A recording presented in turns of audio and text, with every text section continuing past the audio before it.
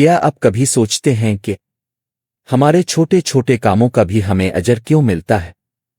اسلام میں کسی بھی عمل کی قبولیت کا راز کیا ہے؟ آج ہم ایک ایسی حدیث پر بات کریں گے جو ہماری زندگی کے ہر فیصلے کو بدل کر رکھ دیتی ہے۔ السلام علیکم، میں ہوں مولانا محمد عاصم اور آپ دیکھ رہے ہیں اسلامی آرگنائزیشن۔ صحیح بخاری کی پہلی حدیث ہے، اعمال کا دار و مدار نیتوں پر ہے اور ہر شخص کو وہی ملے گا جس کی اس نے نیت کی۔ رسول اللہ صلی اللہ علیہ وسلم نے فرمایا کہ اگر کوئی شخص دنیا حاصل کرنے کے لیے ہجرت کرے تو اسے وہی ملے گا، اور اگر کوئی اللہ اور اس کے رسول اللہ صلی اللہ علیہ وسلم کی رضا کے لیے ہجرت کرے تو اس کا اجر اسی کے مطابق ہوگا۔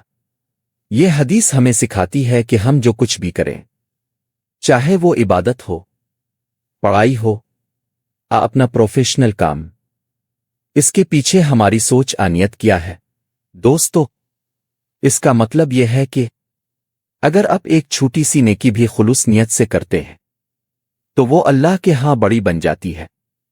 اس کے برعکس اگر کوئی بڑا کام دکھاوے کے لیے کیا جائے تو اس کی اہمیت ختم ہو جاتی ہے۔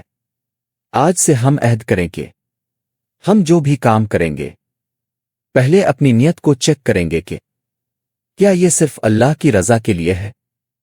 آپ کی آج کی نیت کیا ہے؟ کمنٹس میں ضرور بتائیں تاکہ ہم سب ایک دوسرے کے لیے دعا کر سکیں۔ ایسی ہی مستند احادیث اور اسلامی تعلیمات کے لیے ہمارے چینل اسلامک آرگنائزیشن کو سبسکرائب کریں۔